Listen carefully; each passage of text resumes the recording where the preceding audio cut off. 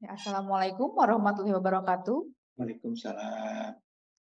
Selamat pagi para peserta Simposium 8 KONAS 19 Perhati KL 2022. Saya Yuni sebagai MC. Atas nama panitia, saya ucapkan selamat datang dalam acara Simposium 8 KONAS 8 Perhati KL 2022 dengan tema ototoksi. Untuk memadu sesi ini, kami undang moderator kita, Dr. Novi Primadewi SPTHT BKL, Subspesialis Neurotologi Konsultan, Magister Kesehatan.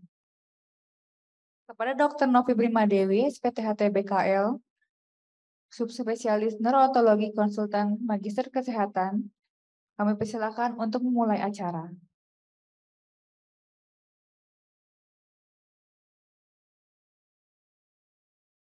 Ya, Assalamualaikum warahmatullahi wabarakatuh. Langsung saja, karena berhubung waktu sudah mendekati untuk sholat Jumat, Simposium 8 dengan topik ototoksik.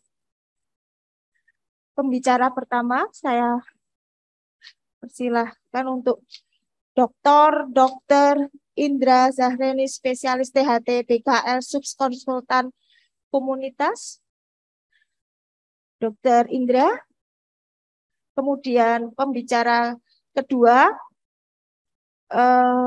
Dr. Ruli Ferdiansah, Spesialis THT BKL Subkonsultan Neurotologi. Silahkan ke depan. Mohon maaf, ini untuk pembicara semua di depan ya, biar moderatornya tidak kedinginan.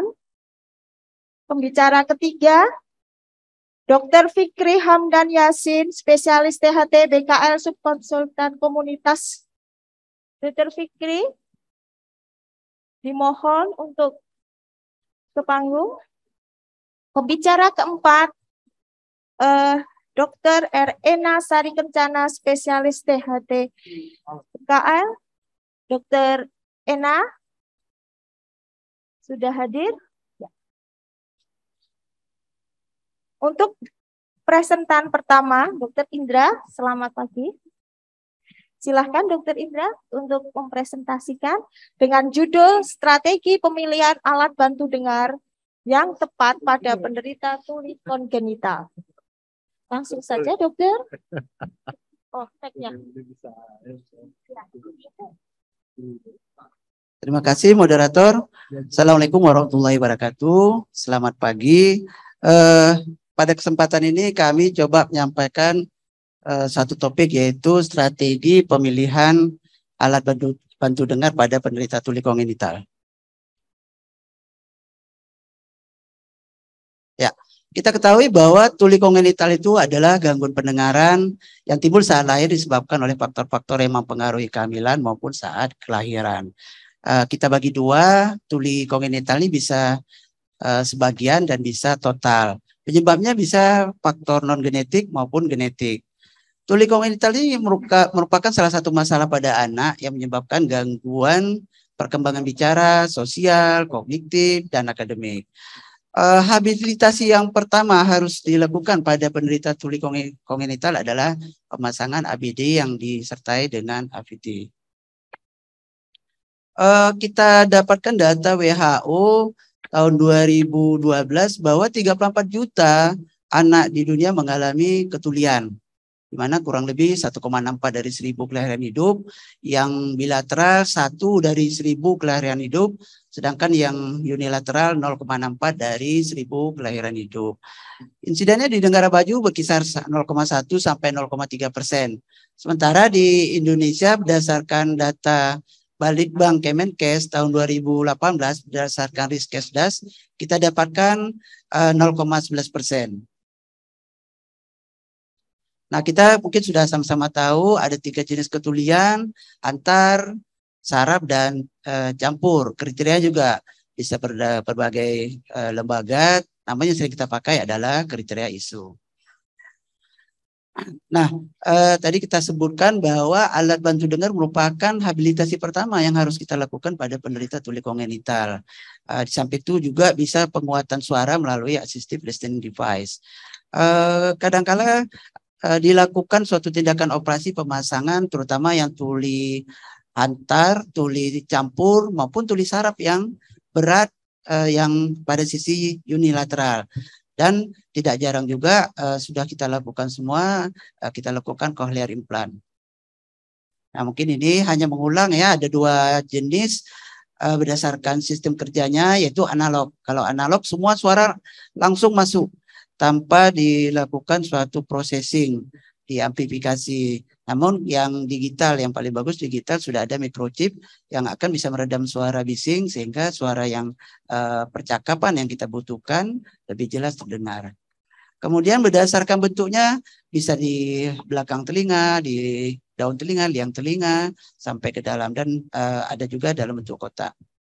Nah, bagaimana strategi kita dalam pemilihan alat bantu dengar pada tuli kongenital? Tentu hal ini berbeda dengan yang postlingual pada lansia, oleh karena memang punya kekhususan pada penderita tuli kongenital. Yang pertama kita harus melakukan identifikasi dulu derajat ketulian penderita. Selanjutnya kita tentukan jenis ketuliannya, kemudian kita lakukan pemeriksaan supaya kita mendapatkan informasi audiometrik. Kemudian oleh karena ini bisa terjadi bilateral dan unilateral, tentunya harus kita tentukan apakah pasang 2, pasang 1. Kemudian kita pertimbangkan juga bentuk alat bantu dengar sesuai dan faktor-faktor lain. Nah, untuk derajat ketulian kita ketahui kalau yang ringan, yang kehilangan sampai 20 sampai 40 desibel, mungkin ABD ini hanya membantu ya, tidak harus dipakai terus-menerus, membantu komunikasi. Kemudian kalau yang sedang di mana kehilangan 45 sampai 65 desibel, itu ABD sudah menjadi suatu kebutuhan ketika dia berkomunikasi dan akan memberi manfaat yang baik kalau strategi pemakaian juga benar. Kalau yang sudah berat, di mana kehilangan 75 sampai 85 desibel, nah ini sudah harus menggunakan ABD. Tanpa ABD dia tidak akan berkomunikasi. Kemudian, namun ada beberapa kasus ternyata ABD ini tidak begitu banyak bermanfaat sehingga memerlukan suatu tindakan operasi cochlear implant. Kemudian yang sangat berat, ini keberhasilannya juga tergantung banyak faktor. Kalaupun tidak bermanfaat untuk komunikasi, tapi minimal pemasangan alat bantu dengar itu bisa sebagai warning device. Nah, kita ketahui bahwa penderita tuli kongenital itu paling sering tuh mulai derajatnya ringan, sedang, moderate, sedang berat sampai sangat berat.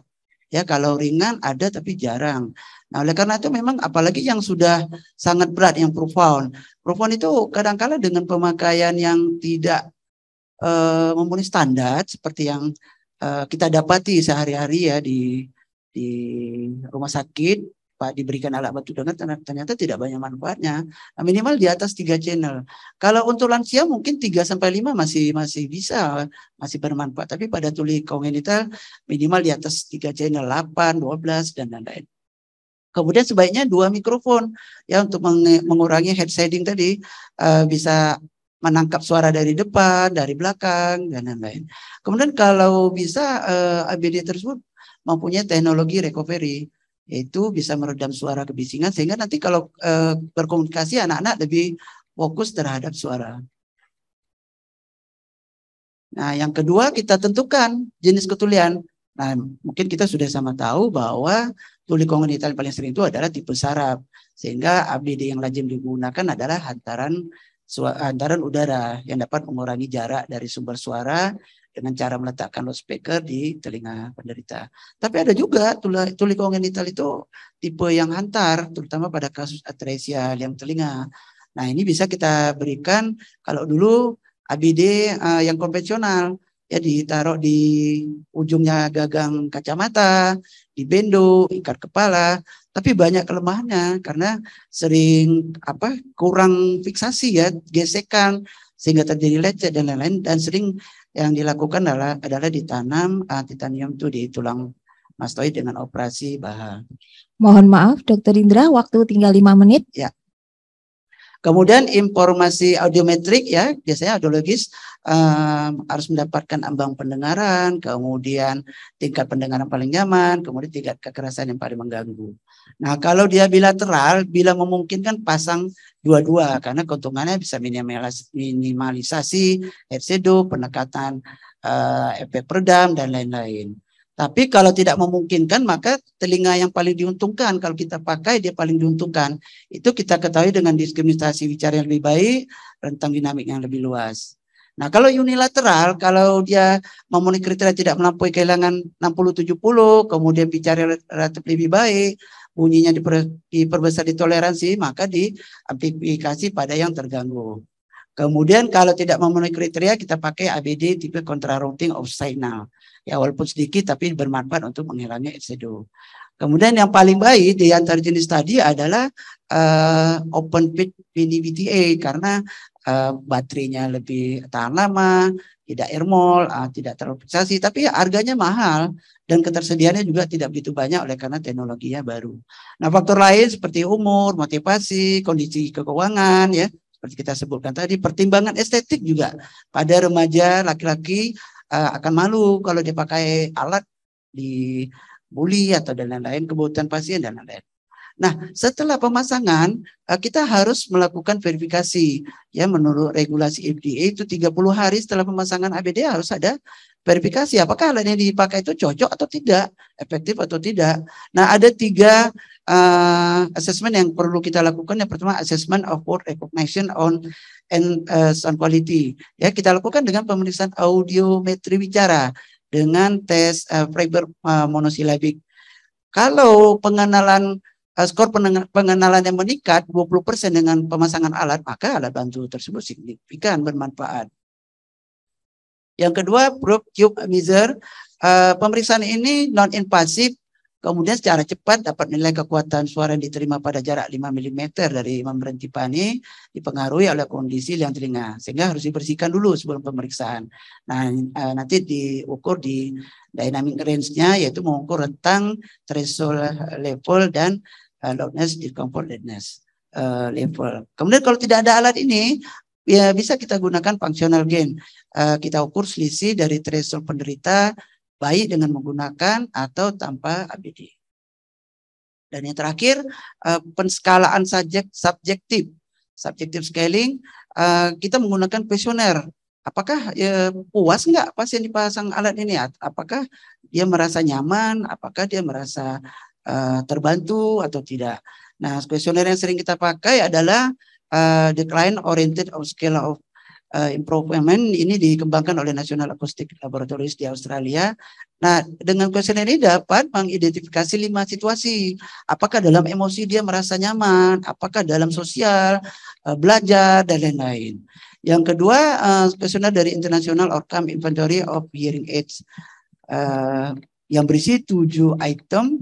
Nanti dipertanyakan mengenai penggunaannya, manfaatnya, keterbatasan residual, kepuasan partisipasi, dampak pada orang lain, kualitas hidup,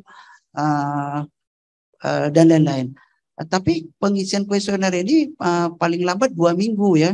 Kalau dia sudah terlalu lama, mungkin sudah ada proses adaptasi, mungkin hasilnya berbeda. Jadi di dalam waktu 2 minggu pasca pemasangan harus didapatkan hasil kuesioner. Ya, barangkali ini yang dapat kami sampaikan. Terima kasih atas kesempatannya. Assalamualaikum warahmatullahi wabarakatuh. Waalaikumsalam. Terima kasih, Dokter Indra.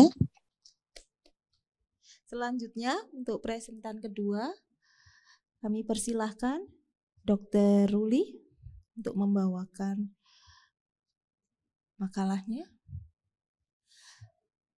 Waktunya 15 menit ya, Dok. Terima kasih, Dok. Ya, silahkan.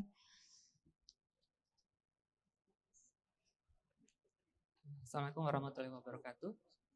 Terima kasih atas kesempatan yang diberikan kepada saya. Pada kesempatan hari ini, saya akan menyampaikan tentang obat-obat ototoksik dan mekanisme ototoksisitasnya. Jadi, ototoksisitas itu sendiri adalah suatu kecenderungan, suatu zat yang bila diberikan sistemik atau topikal, itu bisa mengakibatkan gangguan fungsi dan kerusakan seluler pada jaringan telinga dalam, terutama pada end organ di koklea dan vestibuler. Pada obat-obat yang diberikan secara topikal, juga bisa terjadi gangguan pada telinga tengah. Ada banyak obat yang bisa menimbulkan efek ototoksik, tapi kita akan membicarakan beberapa obat saja yang diberikan secara sistemik, antara lain ini. Kemudian yang diberikan secara ototopik, ya, topikal, dan juga obat-obat zat yang mengikuti pada obat tetes telinga tersebut. Oke. Yang pertama adalah cisplatin, merupakan bagian dari anti-neoplasma, dan ini sudah lama digunakan sebagai kemoterapeutik, ya. Dan sejak tahun 1978 ketika pertama kali dikenalkan, itu dia sudah digunakan untuk tumor-tumor di kepala leher, seperti yang sering kita gunakan di bagian THT. Nah, terjadinya mekanisme ototoksiknya adalah karena ikatan antara cisplatin ini dengan N7 purin guanin, sehingga akan menghambat replikasi DNA. Kemudian dia juga bisa mengikat pada target non-DNA, ya, sehingga mengakibatkan apoptosis dan sitolisis. Gambarannya adalah gangguan pendengaran pada frekuensi tinggi, terbatas pada koklea, dan pada pasien-pasien dengan gangguan ginjal ini menimbulkan faktor risiko terjadi otoksitas yang lebih berat. Nah, pasien bisa mengeluhkan tinnitus, berdenging. Awalnya terjadi gangguan pendengaran pada frekuensi tinggi, tapi nanti akan bisa progresif ke frekuensi yang lebih rendah, bilateral dan simetris biasanya. Nah, jadi jenisnya adalah yang permanen, ya, irreversible. Karena potensi ototoksiknya yang tinggi, hampir 50% pasien dengan tumor kepala leher yang diberikan cisplatin ini mengalami ototoksisitas. Dan ototoksisitas itu sebanding dengan dosisnya, makin tinggi dosisnya makin tinggi ototoksiknya.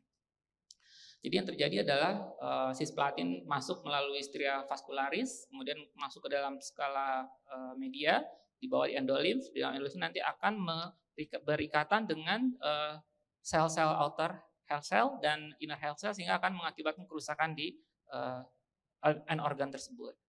Nah, jadi sebenarnya mekanisme ada dua. Jadi terjadi pembentukan radikal bebas dan penghambatan dari antioksidan, sehingga terjadi degenerasi sel rambut luar, atrofi stria vascularis, degenerasi ganglion spilaris, dan degenerasi pada sel-sel saraf, sehingga akibatnya menimbulkan sensory neural hearing loss. Obat berikutnya adalah furosemid, bagian dari loop diuretik yang banyak digunakan pada pasien gagal jantung, gagal ginjal, ya. Nah, ini cirinya sebenarnya transient hearing loss, ya, yang dominan bila diberikan oral atau intravena. Nah, yang terjadi adalah terjadi penurunan pada potensial endokoklear karena terjadi perubahan biokimia, ya, di sana. Kemudian bila diukur, koklear mikrofoniknya akan menurun pada pasien dengan ototoksik furosemid. Para pasien yang disertai dengan hipoalbuminemia ini akan meningkatkan kerentanannya terhadap ototoksisitas furosemid ini. Jadi ada dua mekanismenya. Yang pertama terjadi perubahan morfologi dan histologi karena ada edema strial, degenerasi sel intermediate, dan kerusakan pada outer hair cell. Kemudian terjadi perubahan biokimia karena peningkatan ion natrium positif dan reduce dari kalium positif. Nah, kedua mekanisme ini akan menimbulkan perubahan pada potensial endokoklear sehingga terjadi sensory neural hearing loss.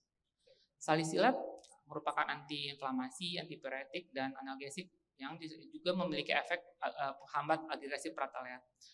Sejak awal ditemukan itu laporannya sudah dari sejak tahun 1884 sudah ada laporan tentang gangguan pendengarannya.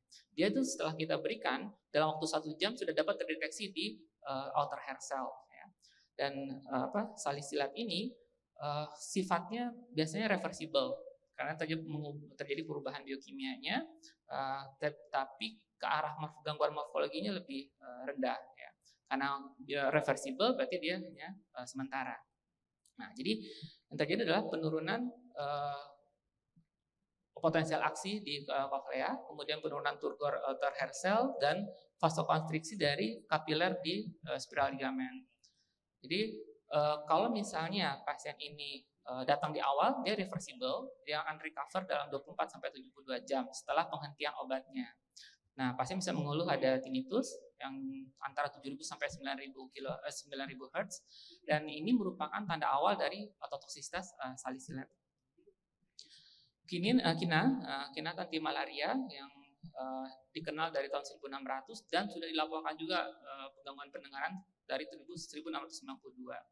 Nah, semakin lama penggunaannya, semakin besar dosisnya, maka kemungkinan kerusakan outer hair cell makin tinggi. Kemudian efek lain adalah penurunan aliran darah ke koklea. Pasien mengeluh gangguan pendengaran bilateral simetris, terutama pada frekuensi tinggi. Nah, pada awalnya ini reversible. Jadi bila obatnya dihentikan, maka pasiennya bisa recover. Tetapi pada pemberian yang dilanjutkan, maka bisa terjadi permanent hearing loss karena kerusakan dari outer hair cell-nya. Kemudian tinnitus dan vertigo juga bisa menyertai ototoksisitas ini. Aminoglucosida merupakan bagian dari antibiotik yang sering kita pakai. Streptomycin, kanamisin ini sering digunakan pada terapi tuberkulosis. Gentamicin banyak digunakan pada postoperatif ya. Nah, sebenarnya ada efek nefrotoksik, ada ototoksik, ada neuromuscular blockade, tapi yang irreversible adalah yang ototoksiknya. Bisa terjadi gangguan auditori, gangguan vestibuler, dan yang aminoglucosida yang diberikan secara topikal pun bisa memberikan ototoksisitas. Yang terjadi adalah aminoglucosida ini membentuk ikatan dengan besi, kemudian dia akan melepas radikal bebas dan akhirnya merusak sel. Nah, kemudian outer hair cells itu secara intrinsik dia lebih sensitif dibanding inner hair cell terhadap radikal bebas, sehingga kerusakannya bisa lebih dominan di outer hair cell. Nah, sementara dari outer hair cell mulai dari basal sampai ke apex, yang lebih sensitif terhadap kerusakan adalah yang di basal. Ya. Nah, kemudian aminoglucosida ini juga kita tahu bahwa dia vestibulotoksik, ya, dia terutama pada hair cell vestibular tipe 1. Maaf Dr. Ruli, 5 menit lagi. Ya, baik, Dok. Nah, kalau kita terpaksa menggunakan aminoglucosida ini, maka disarankan untuk dosis sekali sehari dengan lama pemberian yang sesingkat mungkin, dengan monitoring kadar di darah. Ya. Fungsi ginjal juga harus diobservasi, dan bagi kita dokter THT ini, kita harus secara teratur seminggu sekali misalnya weekly memeriksa apakah ada timbul gejala gangguan pendengaran atau gangguan vestibulernya. Jadi kalau bisa begitu kita mengetahui ada kesan penurunan fungsi auditori atau vestibular, kita langsung menyarankan untuk di stop agar masih bisa reversible. Nah, obat tetes telinga ini banyak sekali yang kita gunakan. Sebenarnya dibagi dua. Jadi ada efek dari obatnya, primary ingredients-nya, dan efek dari obat zat penyertanya, bisa berupa pelarut, bisa pengawet. Ya. Nah, kebanyakan studinya pada hewan coba. Jadi kalau pada pasien yang sudah ada infeksi atau gangguan di telinganya, penyakit telinganya, itu efeknya mungkin bisa berubah tergantung penyakit yang dialami pasien ini. Nah, yang sering antibiotik adalah golongan fluoroquinolone. Ya. Ciprofloxacin dan ofloxacin ini tidak terbukti memberikan bahaya pada telinga dalam, tetapi bisa menimbulkan mild to moderate peradangan pada telinga tengah, inflamasi pada telinga tengah. Chloramphenicol di sisi lain ini menimbulkan risiko ototoksisitas yang lebih signifikan. Nah, jadi ini dia bisa merusak sel rambut dalam, sel rambut luar, dan sel penunjangnya. Padahal banyak ya chloramphenicol secara tetes telinga yang digunakan. Nah, polymyxin merupakan antibakterial yang efektif terhadap gram negatif, tapi dia toksik terhadap telinga dalam. Ya. Steroid itu memblok produksi dari inflammatory mediator, tapi secara yang kita sering pakai adalah dexamethasone, ya, tapi tidak menunjukkan ada bahaya di telinga tengah. Ya. Tapi kalau hidrokortison bisa menimbulkan gangguan di telinga luar, ya, di lamina propria dari membran timpani, tapi tidak berat istilahnya. Nah, antimikotik, anti jamur, gentian violet biasanya dipakai di liang telinga, di telinga luar. Tapi kalau sampai masuk ke telinga tengah atau telinga dalam, dia bisa mengakibatkan toksisitas, ya. Jadi gangguan vestibuler, kemudian inflamasi yang berat di telinga tengah. Jadi jangan sampai masuk ke dalam telinga tengah, ya, apalagi telinga dalam. Sementara anti jamur lain seperti clotrimazole, miconazole, nystatin itu tidak ada efek, ya, tidak ada efek yang berbahaya. Nah, pelarut seperti propilen glikol ini bisa menurunkan cochlear microphonic kalau dia masuk ke telinga dalam, ya. Kemudian juga bisa meningkatkan inflamasi di telinga tengah, dan itu bisa sampai menuju terbentuknya kolesteatoma. Sementara kalau pengawet seperti benzalkonium klorida ini sebenarnya dia bisa menimbulkan inflamasi di telinga tengah, tetapi kadar yang digunakan untuk tetes telinga di komersial ini tidak mencapai level yang bisa membahayakan di telinga tengah. Jadi intinya obat-obat ototoksik ini harus digunakan dengan hati-hati, lama penggunaan, kemudian bagaimana mendeteksi kerusakan yang sudah mulai timbul, itu perlu kita awasi. Makin lama digunakan, ya berarti makin tinggi kemungkinan ototoksisitasnya. Tapi obat-obat ini akan, jadi kita tuh harus tahu cara kerjanya sehingga kita bisa tahu bagaimana efek ototoksisitasnya. Terima kasih, Dok. Ya, terima kasih Dr. Ruli. Tepat sekali waktunya. Selanjutnya, Dr. Fikri Hamdan Yasin, spesialis THT BKL Komunitas Konsultan dengan judul Strategi Pemeriksaan Ototoksisitas pada Pemberian Obat Kemoterapi. Silahkan dokter.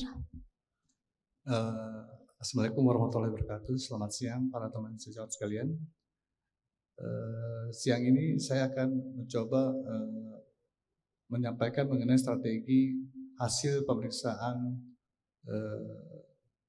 ototoksik ya, akibat obat-obat kemoterapi.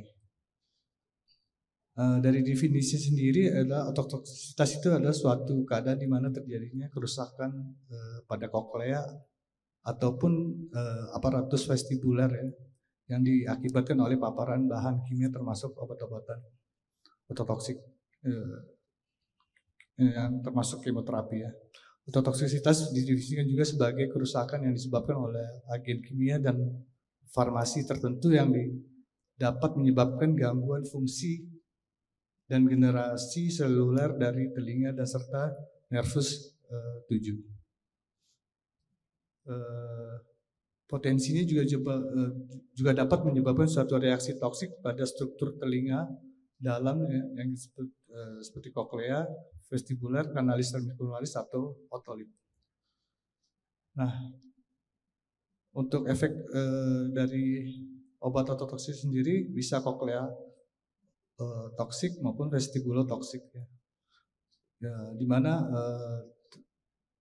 hilangnya sel rambut luar dari basar koklea, rusaknya dari stria vascularis, kemudian dari hair cell dari vestibular maupun dari koklea. Kemudian juga bisa merusak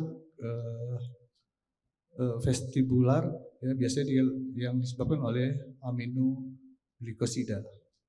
Yang sangat berat juga bisa menyebabkan vestibular rusak ya, menjadi iritan maupun terjadinya osilepsia ya, gangguan pada mata. Nah ini sih sekilas mengenai sistem koklea maupun dari sistem vestibular ya. Untuk derajatnya sendiri atau toksisitas itu didefinisikan oleh National Cancer Institute Common Terminology Criteria for Adverse Events ya, dan menurut Brock gitu ya, di mana derajat 1 menurut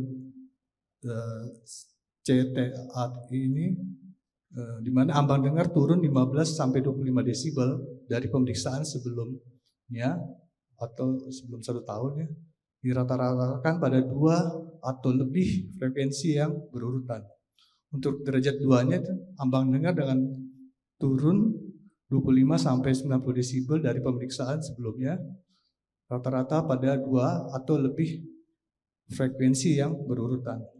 Begitu juga derajat 3 penurunan pendengaran pada yang membutuhkan intervensi alat bantu dengar atau lebih dari 20 desibel bilateral pada frekuensi percakapan atau lebih 30 desibel unilateral pada frekuensi percakapan. Dan untuk derajat 4 sendiri penurunan pendengaran yang membutuhkan intervensi alat bantu dengar maupun implan koklea. Kalau menurut Brock sendiri derajat 0 itu ambang dengar kurang dari 40 desibel pada semua frekuensi. Untuk derajat 1-nya itu ambang dengar dengan lebih dari 40 desibel pada frekuensi 8000 Hz. Untuk derajat 2-nya sendiri ambang dengar lebih dari 40 desibel pada frekuensi 4000 sampai 8000 Hz.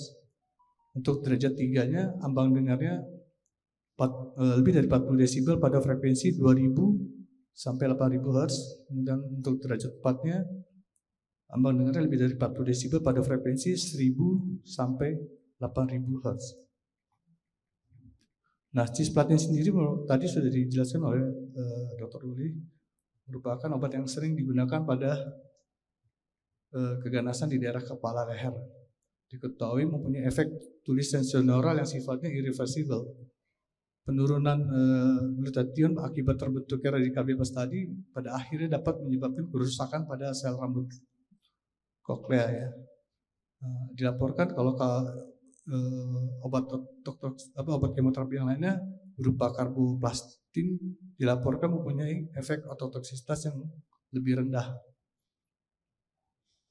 Obat kemoterapi itu bersifat non-spesifik pada siklus hidup sel ya, sehingga mempengaruhi DNA yang mengganggu proses replikasi sel, di mana terdistribusi secara luas ke seluruh tubuh dan konsentrasinya tinggi didapatkan di ginjal, hati, dan prostat. Gitu. Nah, cisplatin ini membentuk ikatan yang reversibel dengan protein plasma yang dapat dideteksi sampai dengan 6 bulan setelah penghentian terapi kemonya. Ya. Kemudian dosis dan efektivitas cisplatin sendiri maupun karboplastin ini dibatasi oleh efek samping yang ditimbulkan. Sehingga efek samping yang paling utama berupa nephrotoxic dan ototoksik itu tergantung pada dosis yang diberikan. Nah, tadi udah dijelaskan oleh Dr. Di sini efek cisplatin terhadap koklea itu pada 4 hidroksinonal yang sifatnya sangat toksis, ya, sangat toksik, sehingga terjadinya apoptosis dari sel. Gambaran klinis ototoksisitas dari cisplatin sendiri berupa tinnitus, tuli saraf frekuensi tinggi, kemudian bisa mengenai frekuensi rendah pada kemudian harinya, biasanya tuli saraf bilateral dan biasanya simetris, dan permanen, biasanya irreversible. Dosis kumulatifnya umumnya lebih dari 200 mg per meter persegi. Kemudian adanya endokoklear potensial yang melemah, penurunan amplitudo pada DPOAE, dan penurunan pada koklear mikrofonik pada pemeriksaan darah. Ini secara gambaran histologisnya ya, di mana sel marginal terdapat bulging, ruptur gitu ya, pada stria vascularisnya terdapat atrofi, di mana pada ganglion spinalisnya terdapat generasi, di sel penunjangnya terdapat juga keadaan degenerasi. Monitoringnya, nah, diperlukan pemeriksaan monitoring untuk efek obat ototoksik itu sendiri, di mana monitoringnya berupa odometri dalam murni dengan frekuensi mulai dari 250 sampai 8000 Hz. Kemudian dilakukan DPOAE pada 1 minggu sebelum kemoterapi. Kemudian DPOAE diulang pada 2 sampai 4 hari pasca kemoterapi. Kemudian DPOAE juga diulang kembali pada setiap siklus pemberian kemoterapi berikutnya. Monitoring dilanjutkan sampai 3 sampai 6 bulan setelah pemberian obat kemoterapi serial terakhir. Maaf Dr. Fikri, waktu tinggal 5 menit. Baik. Nah, ini salah satu contoh pemeriksaan odometri di mana didapatkan gambaran downward sloping akibat efek obat ototoksik gitu ya. Nah, ini untuk pemeriksaan DPOAE yang diagnostik di mana menggunakan dengan 6 frekuensi yang dilakukan pemeriksaan dengan 6 frekuensi ya, untuk melihat apakah ada kelainan pada koklea. Nah, ini jenis DPOAE yang ototoksik ya, dengan menggunakan 12 frekuensi, di mana dari frekuensi 1500 sampai dengan 10.000 Hz gitu ya. Kita menilainya hanya bukan dengan pass river, tapi kita menilai per frekuensinya ya, di mana frekuensi yang mempunyai SNR kurang dari 6 yang kita nyatakan bahwa ada suatu kelainan atau kerusakan pada frekuensi tersebut. Untuk manajemen sendiri memang kita harus memberitahukan bahwa efek dari ototoks itu sendiri ya ke pasien gitu, apabila terdapat tinnitus, gangguan pendengaran maupun gangguan keseimbangan, kita harus tetap memfollow up-nya. Nah, jika terdapat gangguan pendengaran atau gangguan pendengaran yang persisten, bisa dilakukan dengan terapi pemakaian hearing aid, psikoterapi, auditory training, mungkin kalau bisa juga menggunakan bahasa isyarat. Yang terakhir adalah pemilihan dengan terapi cochlear implant. Untuk take home message-nya ya, pemeriksaan audiometri bukan suatu pemeriksaan yang baseline ya, yang wajib dilakukan selain pemeriksaan DPOAI gitu ya. Dan jangan lupa untuk syarat pemeriksaan DPOAI sendiri atau OAI itu kita perlu pemeriksaan telinga tengah yang hasilnya harus normal gitu ya. Sehingga hasil pemeriksaan DPOAI itu bisa dikatakan valid ya. Tidak ada gangguan telinga tengahnya. Untuk monitoringnya bisa dilakukan sampai 1-2 tahun setelah pemberian obat kemoterapi itu sendiri. Nah, monitoring secara interval ya ditetapkan bahwa untuk mengurangi efek atau mendapatkan deteksi dini ya, sehingga untuk terapi berikutnya kita bisa menyarankan apakah bisa dilakukan pemberian regimen yang lain gitu ya. Untuk pemeriksaan vestibuler yang biasa standar yang kita lakukan biasanya dengan menggunakan tes kalori, VE-MP atau VNG ya. Kemudian tapi biasanya sih kalau untuk praktik sehari-hari kita menggunakan dengan head test ya, yang paling mudah. Saya rasa itu dari saya. Terima kasih. Wassalamualaikum warahmatullahi wabarakatuh. Terima kasih. Waalaikumsalam Dr. Fikri. Selanjutnya persentan terakhir untuk topik neurotoksik. Dipersilahkan Dr. Enasari Kencana, spesialis THT BKL, untuk membawakan Ototoxicity Evaluation and Chemotherapy. Waktunya 15 menit, dokter. Silahkan, monggo. Terima kasih Ibu Moderator.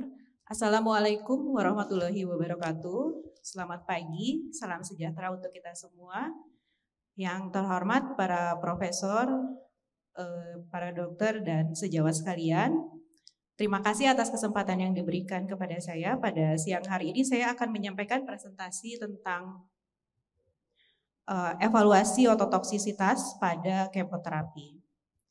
Pada saat ini khususnya saya akan memberikan beberapa laporan kasus pada pasien-pasien dengan CA paru yang dilakukan kemoterapi dengan pemberian cisplatin. Sebagai definisi, ototoksitas adalah gangguan atau degenerasi seluler baik pada koklear maupun vestibuler, serta gangguan fungsinya baik itu pendengaran maupun keseimbangan setelah terpapar oleh obat-obatan baik aminoglycosid maupun obat-obat kemoterapi platinum base. Selain itu juga dapat terpapar oleh lingkungan atau lingkungan kerja. Seperti kita ketahui ada beberapa obat-obat yang menyebabkan gangguan pendengaran yang bersifat permanen dan juga ada yang bersifat sementara. Obat-obat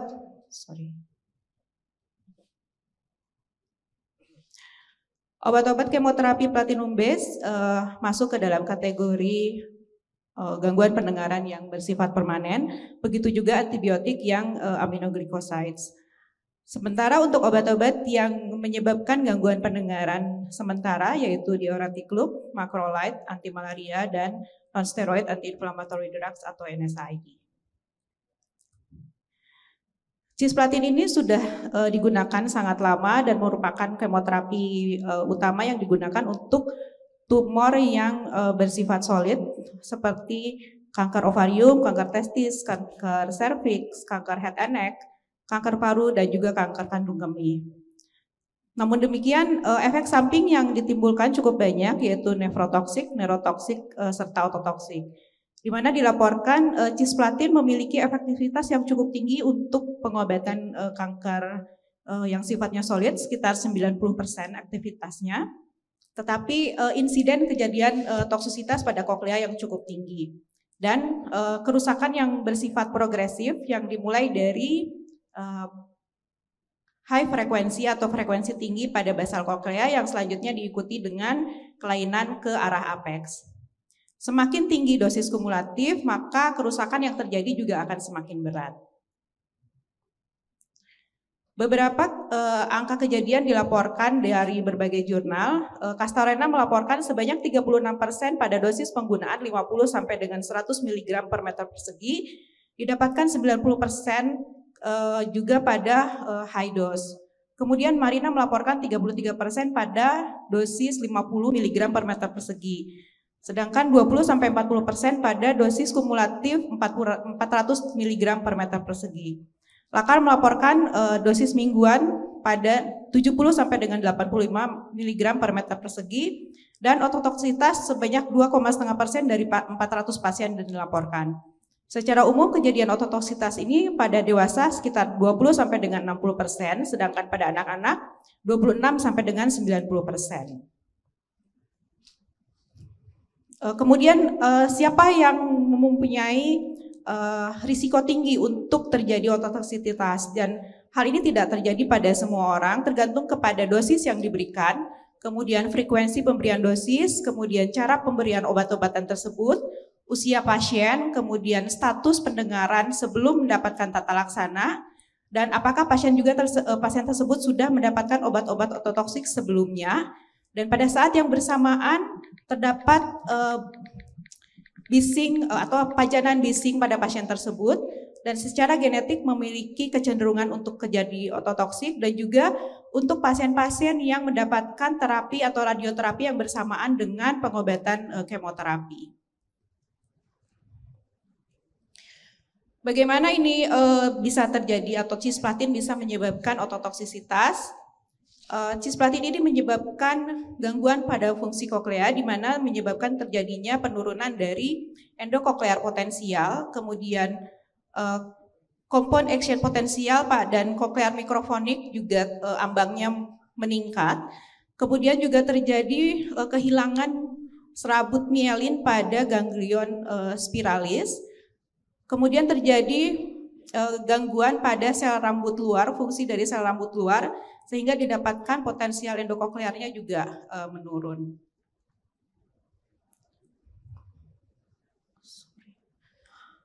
Ini yang terjadi pada saat sudah terjadi ototoksitas akibat dari cisplatin pada organ korti, terjadi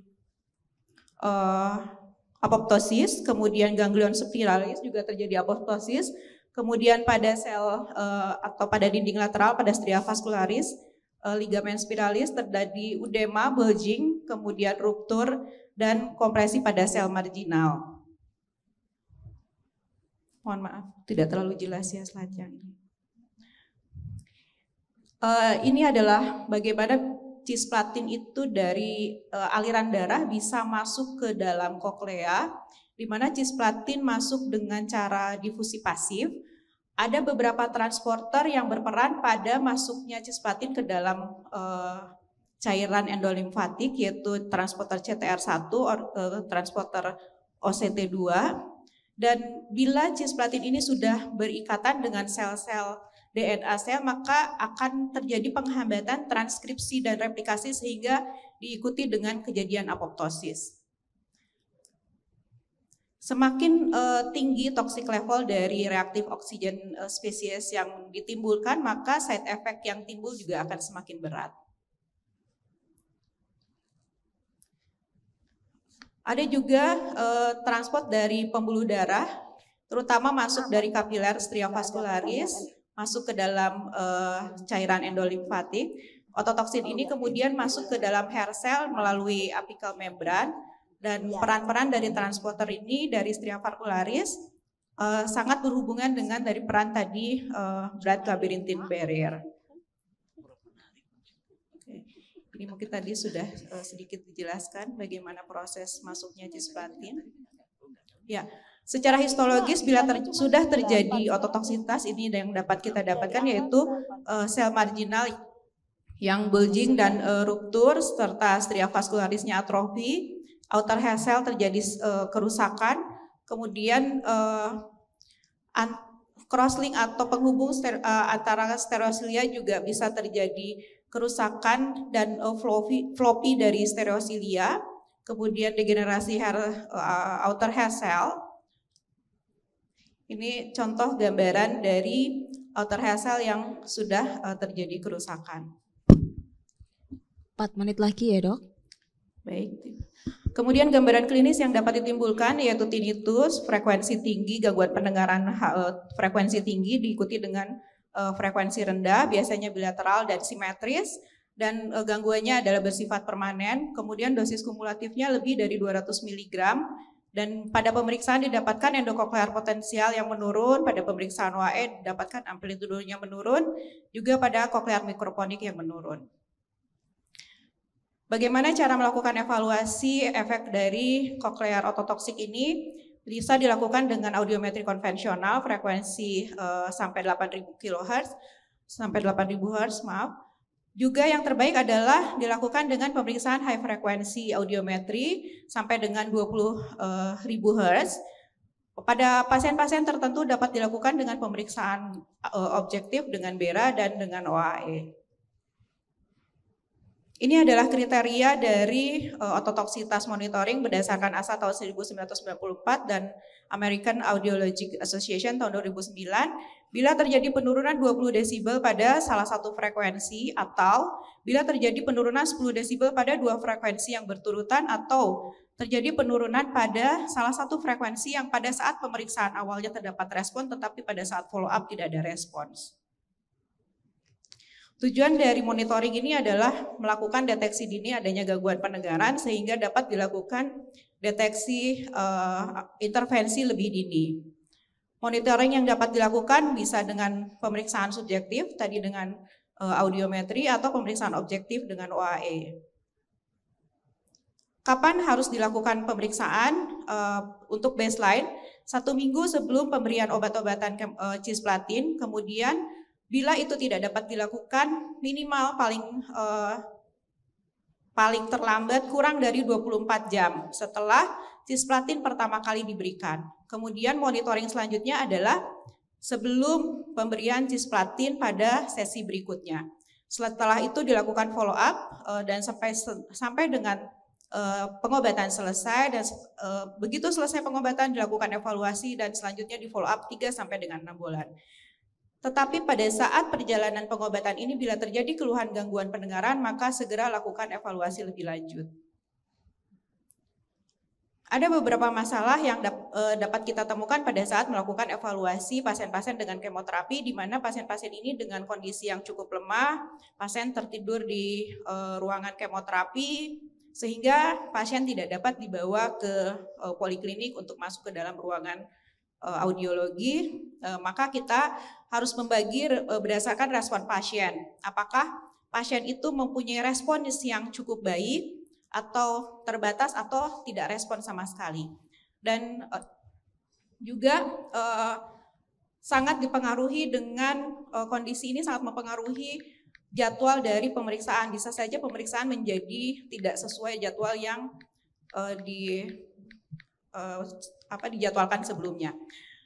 Bila pasiennya responnya baik, maka dilakukan audiometri di poliklinik. Bila responnya terbatas, dapat dilakukan audiometri dengan membatasi hanya pemeriksaan air conduction, karena diagnosis ototoksik tadi berdasarkan air conduction, serta pemeriksaan pada frekuensi yang memang sensitive range untuk ototoxicity. Kita ketahui bahwa ototoksitas terjadi pada frekuensi tinggi, maka frekuensi tersebut tidak boleh tidak dilakukan.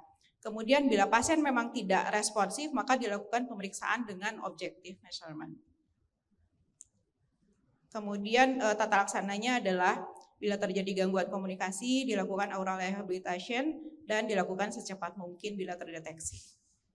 Ini adalah beberapa laporan kasus di Rumah Sakit Persahabatan pada pasien-pasien dengan CA paru yang dilakukan kemoterapi. dilakukan pemeriksaan OAE. Pada saat ini sudah siklus ketiga, pasien-pasien ini belum selesai menjalani siklus pemeriksaan. Waktunya habis, Dokter. Baik, sebagai take home message bahwa cisplatin ini dapat menyebabkan ototoksitas efek dan monitoring pada kemoterapi sangatlah penting, serta deteksi dini dan serta tata laksana lebih dini sangatlah penting pada pasien-pasien tersebut. Terima kasih atas kesempatan. Assalamualaikum warahmatullahi wabarakatuh. Waalaikumsalam. Dengan selesainya Dokter Ina, maka selanjutnya kita lanjutkan sesi tanya jawab. Peserta yang online juga bisa melalui chat.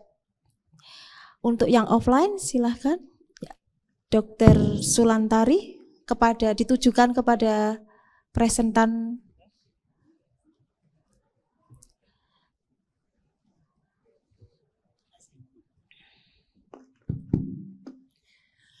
Terima kasih untuk kesempatannya. Ini menunjukkan kalau saya baca materinya ini ya, THT itu sebenarnya besar sekali perannya. Betul, Dokter. Sadarkah kita? Ya. Jadi kalau untuk pembicaraan nomor 2, 3, 4, monggo silakan nanti siapa yang mau jawab. Saya menjadi sangat tergelitik ya. Apakah kita ini sudah pernah menyampaikan kepada para pengguna obat-obat tersebut, ya, selain THT sendiri? Karena ini kan tidak hanya untuk THT. Ya, tapi juga sejawat lain, penyakit dalam, anak, radioterapi dan lain-lain yang terkait dengan semua obat-obat yang disebutkan oleh sejawat. Ya. Jadi sangat bagus kalau kita bisa masuk ke sana juga, karena ini sudah diteliti barangkali dan seterusnya. Kemudian yang kedua di endingnya itu selalu dengan ada kisah bahwa kemudian kalau terjadi penurunan pendengaran, ya, apakah itu hearing aid atau itu cochlear implant. Mari kita tidak telan mentah-mentah teori ini. Ini teori is teori. Tapi kenyataan di lapangan yang kita juga harus lihat pasien. Pasien itu mengerti atau tidak. Kalau dia tidak mengerti kan harus kita yang mengertikan. Edukasi. Kita akan kerjasama dengan sejawat lain. Supaya apa? Dokter itu tidak menjadi bulan-bulanan pasien juga pada akhirnya, karena yang disalahkan dikembalikan kepada dokter. Jadi khususnya juga untuk yang nomor 1, ya. Mohon maaf sebelumnya kalau saya lihat gambar awal tadi, apakah itu sebuah hearing aid, ya, alat bantu dengar yang memang untuk gangguan sedang berat, sangat berat, karena kalau saya lihat itu modelnya bukan model untuk yang moderate, severe, profound, atau kalau itu hanya sekedar gambar, tapi ini kan penting ya, harus yang sesuai. Sebisa mungkin, mohon maaf, saya sedikit memberikan masukan. Nah, terkait lagi kembali dengan nomor 1, alat bantu dengar dan cochlear implant. Saya itu sangat pecinta alat bantu dengar dan cochlear implant. Karena cuma itu yang saya bisa lakukan untuk anak, bayi anak gangguan dengar.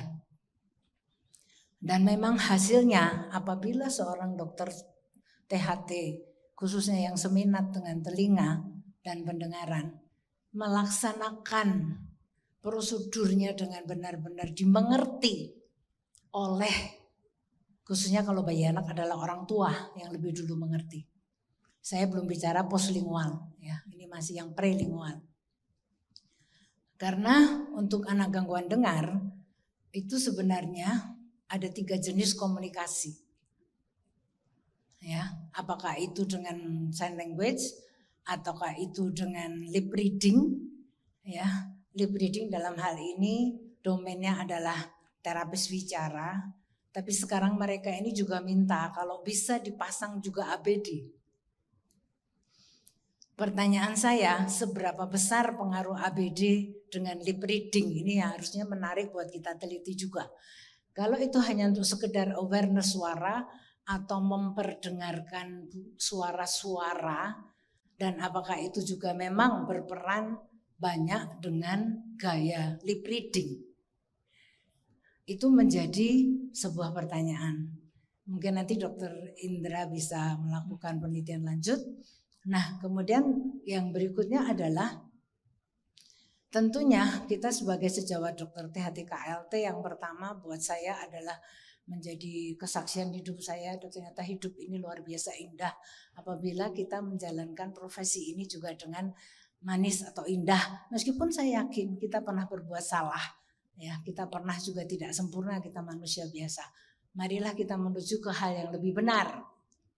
Karena sayang sekali kebaikan alat bantu dengar atau bahkan cochlear implant ini kemudian karena tidak dimanfaatkan atau tidak dipakai sesuai target yang benar, ya. Target benar itu tidak hanya saja usia, ya, tapi juga pemahaman dari orang tua kalau untuk bayi anak. Untuk poslingual, pemahaman dari diri yang bersangkutan. Kita jangan keburu-buru terlalu teoritis. Teoritis bagus menjadi dasar kita untuk nanti apabila terjadi ranah hukum.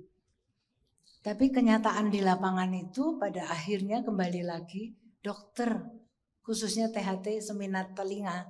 Saya hanya ingin mengingatkan kembali bersama-sama, saya juga termasuk diri saya. Pemakaian APD dan implan itu tidak bisa begitu saja. Ingat, mendengar itu adaptasi dan adaptasi. Dan harus dimulai dari sekecil mungkin. Saya rasa semua kita sadar. Sekalipun saya ikut senang banyak sejawat yang otologi khususnya, banyak yang sudah tahu bagaimana melakukan cochlear implant. Tapi jangan bangga begitu saja. Saya berterima kasih kepada guru-guru, tapi kita harus memilih kesempatan dan tempat yang benar, siapa yang bisa baik kita implan. Tidak hanya sisi medis, ekonomi kita juga berpikir, lingkungan kita juga berpikir. Jangan sembarang orang diberikan ABD atau apalagi cochlear implant tanpa kita melihat latar belakang pemahaman, pendidikan, dan maintenance. Yang pada ujung-ujungnya adalah sayang sekali teknologi yang harusnya dinikmati dengan benar kemudian menjadi terbalik. Jadi mohon kepada pembicara pertama, kalau tadi di sana dikatakan pemilihan alat bantu dengar, itu alat bantu dengar tentunya yang mana yang perlu kita jelaskan dan yang mana terbaik untuk khususnya bayi anak. Kalau sudah poslingual, sekali lagi mohon kepada sejawat dari pengalaman yang sekarang juga lagi mencuat, ya, mengerikan, kembalinya kepada dokternya dan kembalinya kepada eksekutornya, apapun. Jadi ini mohon hati-hati. Tolong Dokter Fikri juga tadi sempat menyebut cochlear implant ya, untuk pasien dengan tentunya itu tadi yang dimaksud dengan kasus keganasan, ya. Pengguna cisplatin dan seterusnya. Secara teori itu mungkin memang seperti itu. Tapi praktek pasien dengan sudah CA, bagaimana ya? Dan ini kita harus sentuhkan kepada sejawat lainnya. Ya. Jangan sampai keliru. Makasih. Terima kasih Dr. Sulantari. Diawali dengan Dr. Indras untuk alat bantu dengar, silakan. Ya, langsung saja kemudian Dr. Fikri. Ya, terima kasih moderator. Terima kasih Dr. Sulantari, guru saya dan sering berdiskusi dan satu tim kita ya, Dok. Jadi untuk di KSP kemarin. Nah, sebelumnya terima kasih juga masukan koreksinya. Memang gambar yang kita tampilkan secara umum ada jenis bentuk daripada ABD, ada yang di belakang, di dalam telinga dan di liang telinga. Tapi untuk tuli kongenital, beberapa literatur yang kita dapatkan memang menganjurkan yang open fit BTA. Nah, kenapa? Tadi sudah dijelaskan memang lebih baterai tahan lama, tidak menutup semua dan lain-lain. Tapi juga punya kelemahan bahwa BTA ini open fit BTA ini juga mahal ya. Nah, yang kita lihat kecenderungan sekarang kan yang tuli kongenital itu yang dipakai yang bantuan dari asuransi pemerintah, bukan open fit BTA, sehingga kita melakukan survei, beberapa teman sejawat sini ikut 2 kali survei tahun 2020 mengenai jenisnya, kemudian 2022 mengenai pembiayaannya, bahwa ternyata tidak terpakai penderita tuli kongenital yang kita survei itu justru mereka dengan biaya mandiri. Nah, jadi berdasarkan literatur memang paling bagus tadi dia open feed. Kemudian juga syaratnya ya minimal di atas 8, kemudian ada recovery, teknik recovery, kemudian ada juga channelnya tadi ya. Kemudian lips reading, kemarin kita juga diskusi dok waktu mengadakan pelatihan bahasa isyarat. Waktu itu sebelum pelatihan kita diskusi dengan instruktur, memang terjadi perdebatan. Mereka katanya kalau pakai lips reading tuh jangan pakai ABD. Kenapa? Lips reading itu dengarnya pakai mata katanya. Kalau dipakai lagi ABD mengganggu. Nah, seperti Dokter Sulantari sampaikan, sama dengan instruktur sampaikan, mereka tidak menganjurkan penggunaan ABD. Nah, tentu kita sebagai akademisi tidak bisa apakah ini lebih baik atau tidak tanpa melalui data. Memang anjuran dari Dokter Sulantari sangat menarik. Mungkin periode berikutnya di bidang multisentral bisa mengalokasikan untuk pemeriksaannya. Apakah lips reading itu dengan pembagian ABD bisa membantu atau tidak? Karena dari waktu kita diskusi itu, ya mereka justru melarang. Kalau dipakai AVT katanya malah nggak fokus karena lips reading itu mendengar pakai mata katanya. Jadi ya tentunya kita harus ada bukti ilmiahnya IBM sebelum menyampaikan kepada masyarakat dan masyarakat ilmiah. Terus yang paling menarik tadi yang seperti Dokter Sulantari sebutkan sama dengan cochlear implant, ternyata pemakaian ABD itu tidak sekedar hanya pasang. Tadi salah satu juga di antara strategi tadi ada faktor-faktor lain. Ternyata salah satu faktor tadi adalah motivasi. Nah, kalau si anaknya juga dipaksa pasang alat, kemudian bukan karena keinginan tersendiri, saya pikir juga sama dengan implan.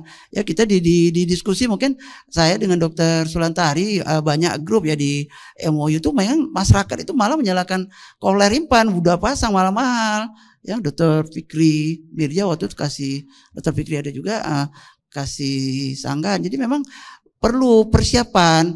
Kalau di CI itu kan ada mapping atau kandidasi, memang perlu persiapan yang matang. Mungkin sementara ini Dokter Novi. Ya, Dokter Sulantari. Sementara dari Dokter Indra, seperti itu jawabannya. Berhubung waktu saya lanjutkan untuk Dokter Fikri, hubungannya dengan cochlear implant pada ototoksik kemoterapi. Ya, terima kasih Dr. Novi. Terima kasih Dr. Sulantari atas pertanyaannya. Saya menanggapi yang pertama mengenai pengguna atau user obat kemoterapi ya. Yang saya ketahui ya, saya sejak dari PPDS pun ya, kita sudah di tempat kami ya, sudah bekerja sama dengan Departemen Anak dari divisi hematologi onko ya, yang mengirim pasien-pasiennya sebelum melakukan kemoterapi gitu dok ya. Jadi menurut saya sih udah kerjasama kita sudah cukup lama ya oleh Departemen Anak yang khususnya divisi hematologi onkologi gitu ya, untuk memeriksakan fungsi pendengarannya sebelum diberikannya obat-obat kemoterapi gitu ya dok. Jadi itu menurut saya masih kita jalin sampai saat ini gitu ya. Nah, penurunan pendengaran akibat obat kemoterapi itu sendiri memang betul kata Dr. Sulantari, edukasi yang penting untuk memberitahu kepada mungkin ya, karena kasus-kasus pada yang dikirim ke kita adalah kasus-kasus pada anak gitu ya, yang akan diberikan obat kemoterapi. Kita memberikan edukasi kepada orang tuanya bahwa memang fungsi bicaranya pada fungsi pendengarannya masih normal, tapi pada saat kita periksa keadaan rumah siputnya atau kokleanya sudah mulai terganggu gitu ya. Nah, untuk terapi berikut ya, misalkan kalau orang tuanya nanya, kalau misalnya dia nggak bisa dengar, apa yang akan dilakukan? Yaitu kita akan memberikan edukasi seperti ya terapi yang awalnya seperti pemberian alat bantu dengar gitu ya. Nah, seandainya dengan alat bantu dengar tidak ada efektif, baru kita diskusikan apakah dia sebagai kandidasi sebagai cochlear implant. Jadi tidak serta-merta kita langsung menyarankan untuk pakai cochlear implant gitu ya.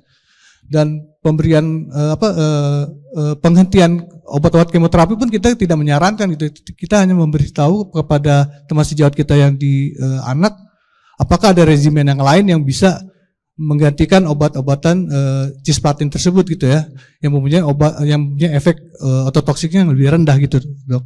Bisa dipersingkat, Dokter? Ya. Jadi menurut saya sih ya kerjasama dengan departemen lain di tempat kami sudah berjalan ya. Kemudian untuk edukasi tadi tetap kita kasih tahu efek-efek obat dari kemoterapi itu sendiri. Terima kasih. Terima kasih. Bagaimana Dr. Sulantari? Ya. Terima kasih. Selanjutnya terakhir, pertanyaan terakhir, Dr. Lola ditujukan ke mic. Mohon mic-nya. Mohon maaf mic-nya untuk Dr. Lola. Mengingat waktu nih untuk segera sholat Jumat. Baik, maaf, terima kasih, saya Lola dari Jakarta. Mau tanya, terserah siapa yang jawab. Mau tanya begini, tadi kan yang ada efeknya ototoksik yang mendapatkan kemoterapi juga radioterapi ya dok ya. Bagaimana kalau pada pasien yang mendapatkan terapi radiasi untuk tiroid? Apakah juga ada efek untuk gangguan ototoksik? Kedua, apakah ada obat yang untuk preventif atau untuk kuratif, apakah itu neurotropik atau steroid untuk mencegah misalnya, untuk mencegah jangan sampai terjadi efek yang berat. Terima kasih. Ya, terima kasih Dr. Lola. Silakan Dr. Ruli atau Dr. Fikri atau Dr. Ena, silakan. Terima kasih dok. Saya berdiri dokter. Terima kasih dok. Sebentar ya dok. Mungkin habis ditambahkan Dr. Ena atau Dr. Fikri. Ya. Tapi kalau pada pasien dengan radiasi tentu ototoksiknya itu tergantung bidang radiasinya gitu ya. Apakah mengenai bagian telinga atau tidak gitu dok. Jadi tergantung pemetaan sinarnya gitu. Kalau misalnya diberikan secara kemoterapi kan tentu kan masuk ke seluruh badan gitu. Jadi untuk tumor tiroid ya, kanker tiroid, makanya harus dilihat dulu dok itunya apa plan rencana radiasinya, apakah dia memang mengenai bagian telinga dalam dok gitu. Tapi radiasi pun bisa mengakibatkan kerusakan pada outer hair cell gitu ya. Tapi maksud jatuhnya itu bila terkena langsung kepada sel rambut luarnya sistem. Secara sistemik ya. Atau bagaimana? Kalau radiasi ya hanya fokus, hanya lokal di tempat yang ditembus oleh sinarnya itu. Makanya sangat tergantung dengan plan radiasinya seperti apa gitu. Jadi karena ini mengefek pada sistemik. Iya, ya? Betul. Satu lagi apa yang kedua? Ya, neurotropik steroid, betul. Nah, bisa dipakai untuk preventif obat-obat ya, obat-obat yang apakah bisa kita berikan obat misalnya kalau cisplatin habis itu untuk melindungi dulu sebelumnya. Nah, di satu sisi obat-obat yang dikembangkan yang sangat penelitian untuk menekan menekan efek ototoksisitas itu dia menekan juga efek dari cisplatinnya gitu. Jadi otomatis kerusakan tumornya juga berkurang gitu, efektivitas cisplatin jadi berkurang kan diberikan obat pelindung itu gitu. Makanya belum banyak berkembang. Nah, tapi di sisi lain orang berpikir kalau gitu obat cisplatin masuk tapi nanti diberikan obat protektornya itu secara intratimpani gitu. Jadi dia masuk melalui pintu belakang lah istilahnya gitu. Jadi tidak melindungi secara lokal di koklea, tetapi efek kemoterapi yang sistemiknya masih ada gitu. Tapi itu gimana pun itu masih dalam riset dok, jadi belum ada protokol yang saklek gitu untuk diberikan obat. Kayak gitu dok. Ada yang mau menambahkan, Dr. Ena atau Dr. Fikri, silakan. Terima kasih dok.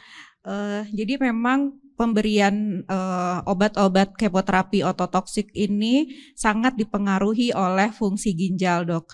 Jadi untuk mencegah terjadinya efek-efek toksik, sehingga yang harus diperhatikan adalah hidrasi. Jadi biasanya pada protokol pemberian kemoterapi ini tidak hanya pemberian obat-obatan kemo saja, setelah pasien masuk, obat-obat kemo masuk, kemudian dilakukan hidrasi. Jadi kalau mereka bilang istilahnya pembilasan supaya tadi dosis yang sampai ke area-area yang tidak diinginkan tidak terlalu tinggi. Kemudian untuk pencegahan otoprotektor memang sampai saat ini masih dalam batas penelitian. Tadi seperti yang disampaikan Dr. Ruli, banyak sekali obat-obat yang bersifat antioksidan untuk mencegah terjadinya efek oksidatif di area koklea. Juga laporan untuk pemberian antioksidan intratimpanik pun itu masih sangat sedikit. Mungkin itu yang bisa saya sampaikan. Terima kasih. Terima kasih. Mohon maaf, berhubung time-nya sudah habis. Untuk pertanyaan selanjutnya mungkin bisa dikirim lewat WhatsApp ke panitia, nanti bisa dijawab dengan para presentan. Terima kasih. Untuk sesi toksisitas di Simposium 8 kami akhiri. Terima kasih untuk kehadiran dan perhatiannya. Assalamualaikum warahmatullahi wabarakatuh.